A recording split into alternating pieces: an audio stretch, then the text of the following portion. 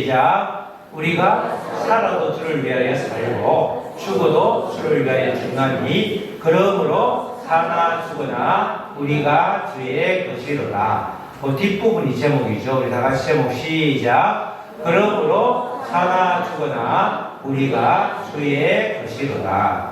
아멘. 정말 한 열흘간 이렇게 바울 사도가 목숨 걸고 다녔던 그 전도 여행을 정말 잘 다녀봤습니다. 근데 바울 사도는 가는 곳마다 환영을 받지 못했죠. 실제로 그 길을 전부는 아니지만 우리는 평안한 마음으로 바울 사도가 이미 지나갔던 길이기 때문에 그 유적을 통해서 하나하나 그냥 깨닫고 보고 이렇게 다녔지만 당시 바울 사도는 그게 아니었잖아요. 생명부지의 땅, 한 번, 두 번 본 것도 있지만 전부 환영한 것이 아니라 쫓아내기도 하고 수많은 그런 고난을 당했던 그런 곳이었습니다. 다들 목사님들, 사모님들만 가시노니까 그냥 관광의 개념이 아니라 사울 바도가 여기선 어떤 일이 있었나. 요새는 제미나이 GPT가 있으니까 굉장히 좋더라고요. 딱 치면 그대로 자세하게 나와가지고 하나씩 그렇게 막 이 공부를 하면서 다니다 보니까 내용을 훨씬 더 잘 알겠거든. 준비가 전혀 안 되면 성기를 순례를 해도 별 의미가 없는데 이런 게 있다. 우리는 별 다를 게 없네. 그죠? 지형이 뭐 이렇게 생겼구만. 이렇게 음식은 이런 거네. 이런 정도인데 요새는 그렇게 정보를 자꾸 가면서 버스 안에서 계속 가이드가 말하면 그걸 찾아가면서 쭉 이렇게 다니니까 굉장히 그 내용이 이런 내용이었구나 이런 걸 많이 볼 수 있었습니다. 정말 앞으로 이렇게 몇 주간은 제가 대표로 다녀왔기 때문에 사진을 좀 보면서 정말 바울의 여정을 통해서 우리가 다시 한번 믿음을 새롭게 새기는 그런 시간을 갖도록 하겠습니다. 바울이 여러 차례 전도 여행을 떠났지만 그 가운데 두 번째 전도 여행을 떠난 그 우리 순례했던 여정을 한번 보았죠. 지난번에도 봤지만 우리가 보죠? 들어와라고 하는 이제 웃기려고 그러더라고요. 들어와니까 환상 중에 어느 청년이 뭐라고? 이리 들어와라 그랬대. 들어오니까 네아폴리죠. 내가 볼 일이 있는가벼 해서 네아폴리라고 그러더라고. 이제 농담 삼아. 그래서 이제 들어와서 네아폴리로 들어가서 원래는 네아폴리를 맨 처음 가야 되는데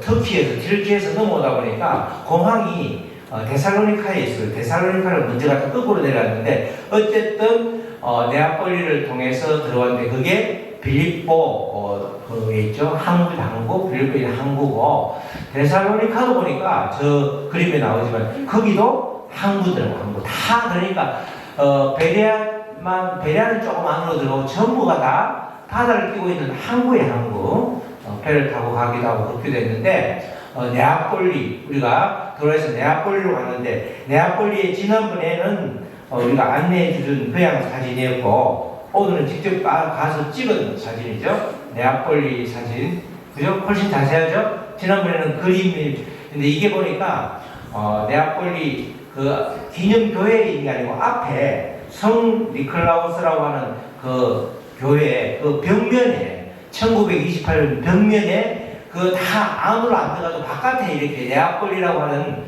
도시에 바울이 다녀갔다 해서 이 벽면에 이걸 프레스코하라고 그러죠? 이걸 이렇게 붙여놨더라고요.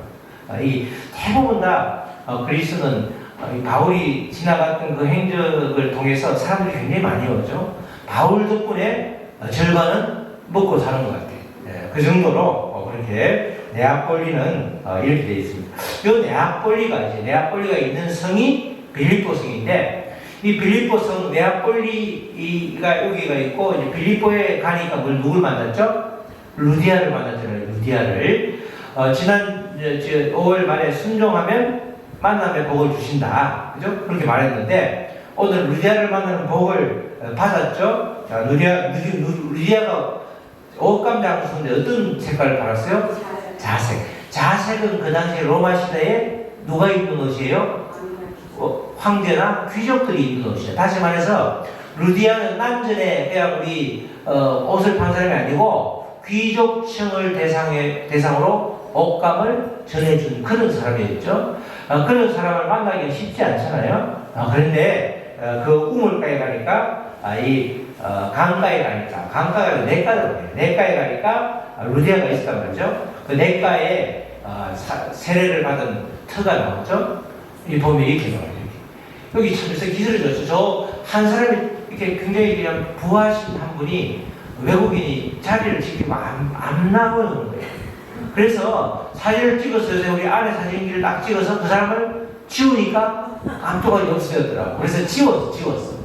지우기 쉽더라고. 한 사람이 남았었는데 저기가 이제 조그만하게 이렇게 있고 그 앞에 내물이 마침 그 전날 비가 많이 와서 꽤 물이 흐르더라고요. 저기가 이제 빌립보에 있는 지금 기념을 해서 이렇게 세워놨는데 저기가 루디아가 세례를 받은 강가예요.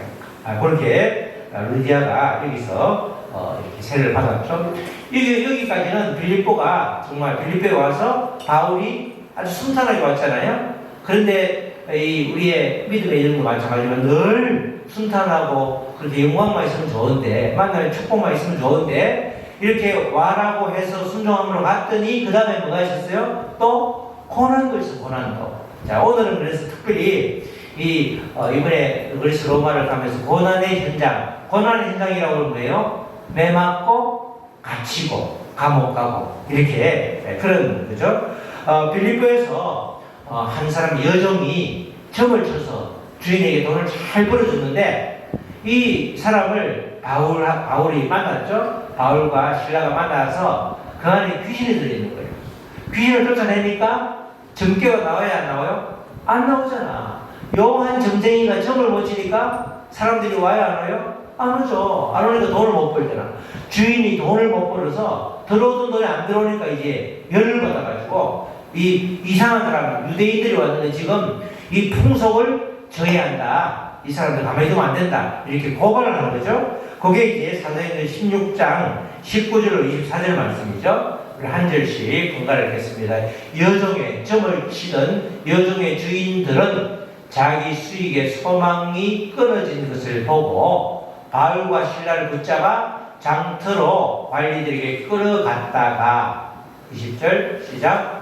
성관들 앞에 데리고 가서 말하되 이 사람이 유대인인데 우리 성을 심히 멸함하게 하여 21절 로마 사람인 우리가 받지도 못하고 행하지도 못할 풍속을 전한다 하거늘 우리가 일제히 일어나 고발하니 상관들이 옷을 찢어 벗기고 매로 치라 하여 22절 많이 친 후에 옥에 가두고 간수에게 명하여 든든히 지키라 하니 다같이 그가 이러한 명령을 받아 그들을 깊은 옥에 가두고 그 발에 착고에 든든히 채웠더니 발을 착고에 채웠죠. 자, 그래서 이제 바울이 심하게 매를 맞은 자리에 옛날에 교회 터가 있었는데 그 터가 나오죠.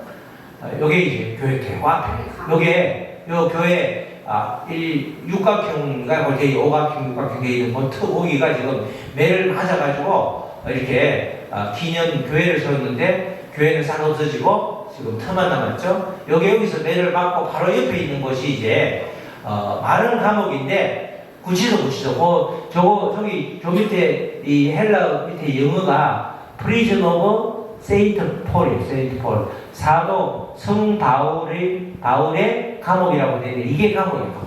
이렇게 되어 있고 제가 이번 사진 올려드렸죠. 그 안을 보면 이렇게 돼요. 그 안을 보면 이렇게 앞에 갇혀가지고 저 안에 바울과 신라가 갇혀 있었던 거예요. 이게 오리지널 감옥이라기보다 뭐예요? 잠시 갇혀있던 구치소다. 이렇게 해서 이게 이제 구치소다. 이렇게 되어 있더라고요.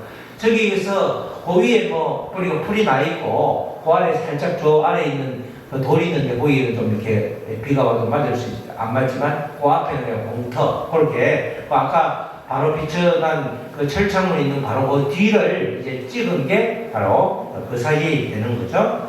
이렇게 바울과 신라가 갇혀서 이렇게 매를 맞고 또 이렇게 고초를 당했죠. 유적지를 보면 아 그랬었구나 감옥 같지도 않네 이렇게 말하지만 지금 실제로 그 당시에 바울의 심정에서는 그죠 언제든지 죽을 수 있는 상황이죠.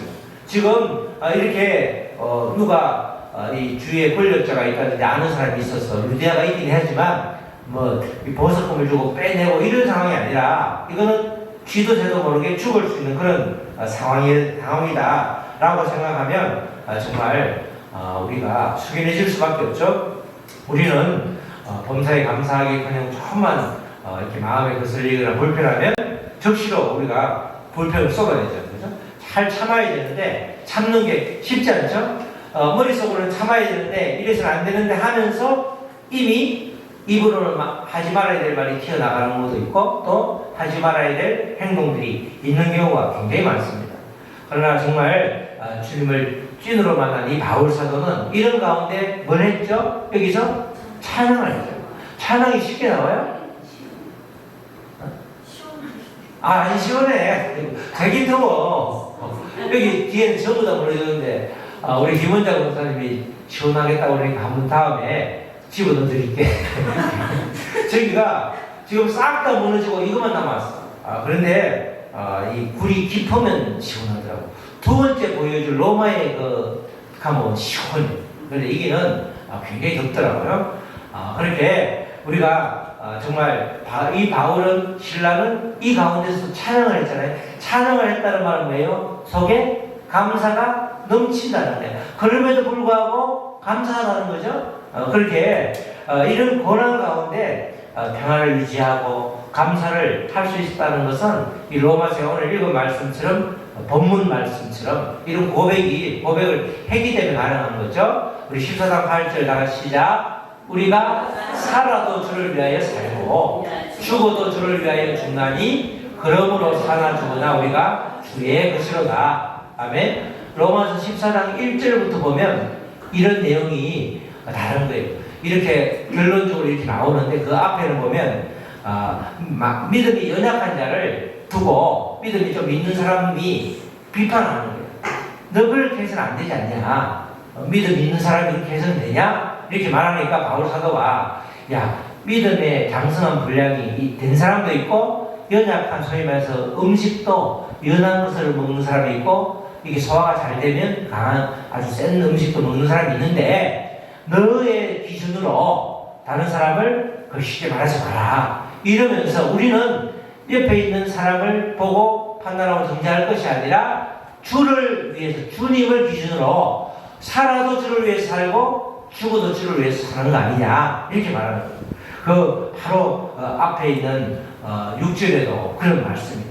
믿음의 사람들은 누구든지 자기를 위해 사는 자가 없고 자기를 위해 죽는 자도 없는 존재다. 이렇게 7절에서 말하면서 8절에서 우리가 살아도 주를 위해서 살고 죽어도 주를 위하여 죽는. 그죠? 지금 복음을 전하다가 죽어도 누구를 위해 죽어요? 주를 위해 죽기 때문에 그러므로 사나 죽으나 우리가 주의 것이다. 내가 내 몸이 내 것이 아니라 누구 것이다? 주의 것이다. 이게 주님이 처분을 하시면 주님이 여기까지라고 그러면 그냥 부르면 가야 되는 거고 또 기회를 주시면 또 가는 거고 그래서 우리는 감사와 찬양밖에 할 수 없다. 할 게 없다. 이런 고백이 분명했기 때문에 그렇게 내가 꼭 가고 싶은 선교지 비두니아가 있었는데 비두니아 그 소아시아에 하고 싶었는데 환상 중에 성령님께 순종해서 왔는데 도대체 이게 뭐냐?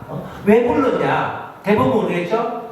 루디아를 만났을 때는 하나님께서 나를 위해서 이런 귀한 분을 예비하셨네 할렐루야 이래놓고 고난이 오면 뭘 부르냐고. 애굽에서 사람들 다 꺼내서 광야 생활을 할 때 이스라엘 백성과 똑같은 거죠. 방금 홍해를 건너오는 기적을 보고 만나와 메추라기를 먹기 시작했는데 물이 없으니까 다 굶어 죽이려고 하냐고. 우리를 왜 이렇게 사지로 보냐고. 차라리 고기 실컷 먹게 꺼내오지 말지.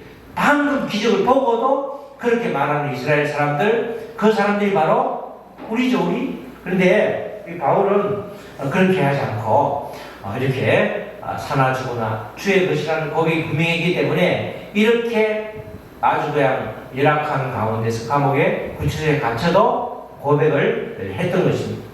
그 다음에 이제 이어서 로마로 와서 오늘 감옥을 보여드리려고 이렇게 로마에도 감옥이 두 번에 걸쳐서 있더라고요. 로마로 앞선 데서 재판을 받기 전에 항상 구치소에 구치소. 여기도 마찬가지. 지금 구치소로 내려가는데 여기는 시원해. 자, 여기 보면 조그마한 구멍이 있죠? 앞에 구멍이 보여요?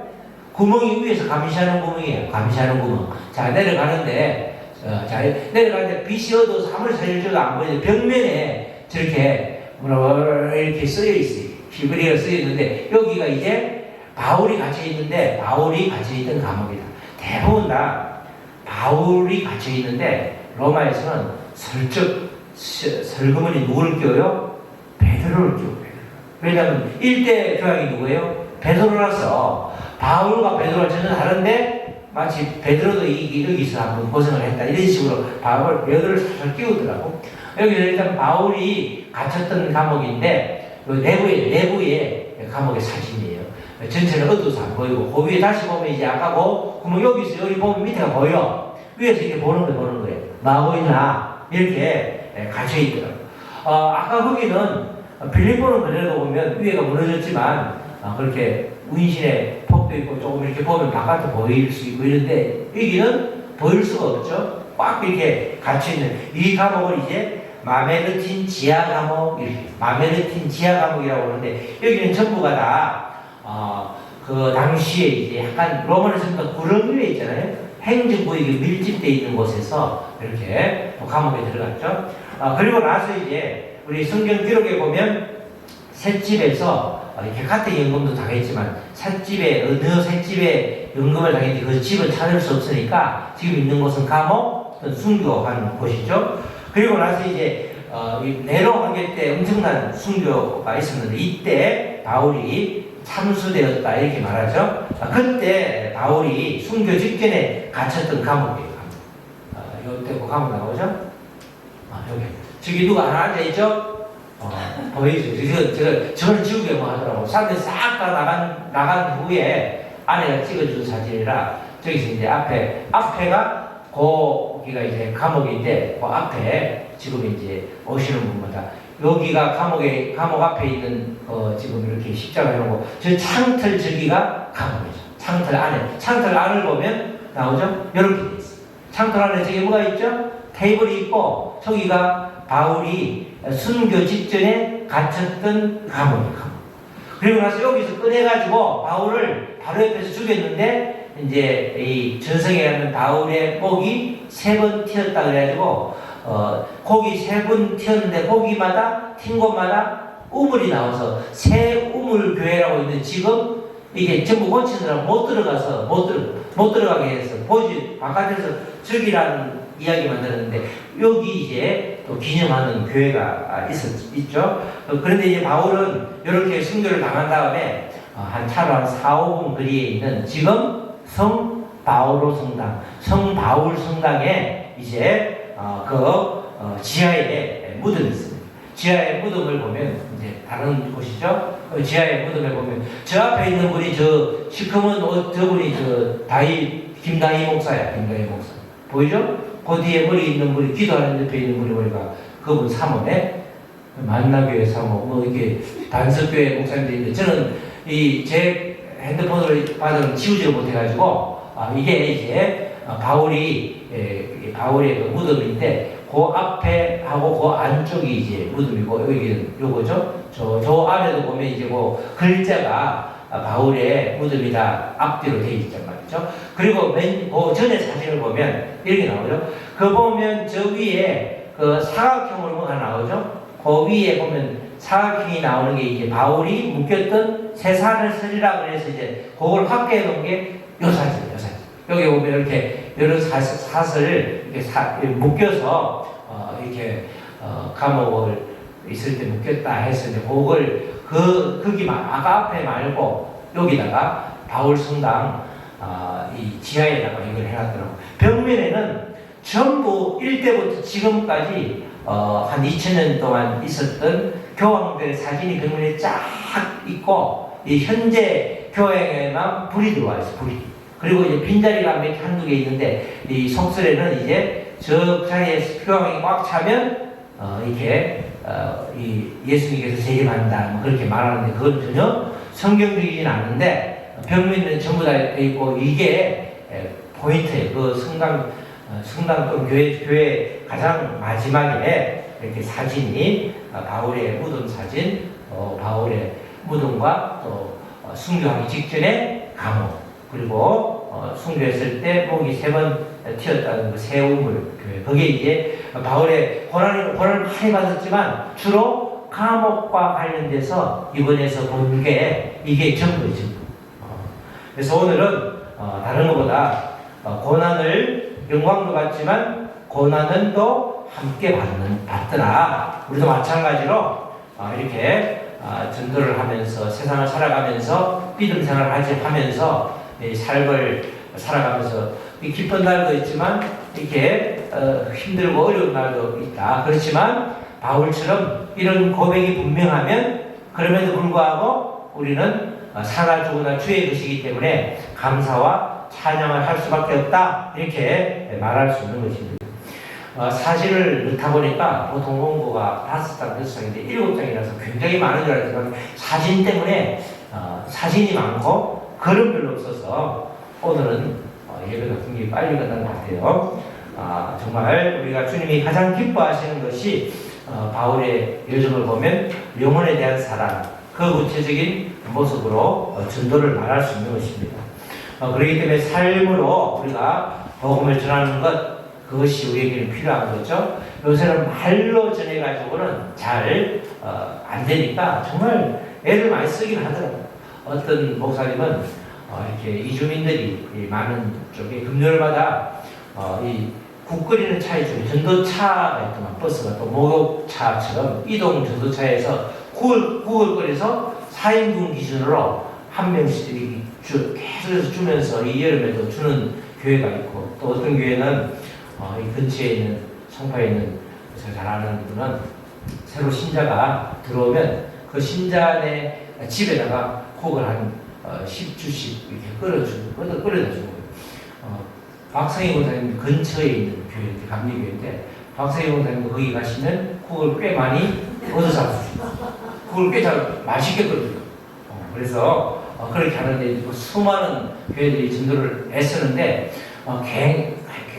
전도가 확실하게 되면 관계 전도가 굉장히 확실하죠. 요새는 사람이 길에서 지나면 봤지만 저 사람이 어떤 사람인지 모르는데 잘 모르는데 우리 삶으로 복음을 전하는 게 가장 복음이 잘 전해지는데 그게 가장 어렵기도 하죠. 우리가 주변에 가족들이 예수 믿는 게 굉장히 어려울 때가 많잖아. 우리의 아들, 딸들을 위해서 기도하지만 우리의 삶의 모습이 정말 아주 예수님이 다시 태어나서 이렇게 살아간다. 우리 엄마 아빠의 모습 또는 우리 형제들의 모습 그런 거 너무 좋은데 그렇지 않은 모습이 많으니까 정말 전도하는 게 쉽지 않죠. 그렇지만 삶으로 복음을 전할 수 있도록 우리가 언제나 범사에 감사하고 감옥에 갇혀도 찬양할 수 있는 믿음이 된다고 그러면 못할 게 하나도 없는 거죠. 주님을 의지할 때 약한 나를 주님께서 사용해 주시기 때문에 가능한 것입니다. 바울은 한없이 약한 연약한 인간이었고 사진 보면 바울 사진이 제일 좀 미안하게 못생겼어요. 머리도 그렇고 키도 작았다고 그러더라고요. 그 사진에도 전부 다 보면 바울 사진은 고전에서 제일 못생긴 사람은 바울이라고 봅니다. 그 정도로 못생겼지만 그러나 주님께서 굉장히 크게 쓰셨죠. 약한 자를 늘 들어서 강한 자를 부끄럽게 한다는 그 말씀, 복음의 말씀처럼 우리도 마찬가지로 나는 약하고 나는 한없이 정말 무너질 수밖에 없는 존재지만 주님이 붙잡아 주시는 약한 나를 얼마든지 들어 사용할 수 있다. 그럴 때 이 바울의 고백, 그러므로 사나 죽으나 우리가 주의 것이라는 이 고백이 정말 나의 고백이 될 수 있는 것입니다. 이 고백을 통해서 정말 이 땅을 살아갈 때 날마다 범사에 감사하며 살아가는 저와 여러분 되시기를 주님의 이름으로 축복합니다. 아멘. 우리 찬양하시고 말씀을 듣고 기도하시겠습니다.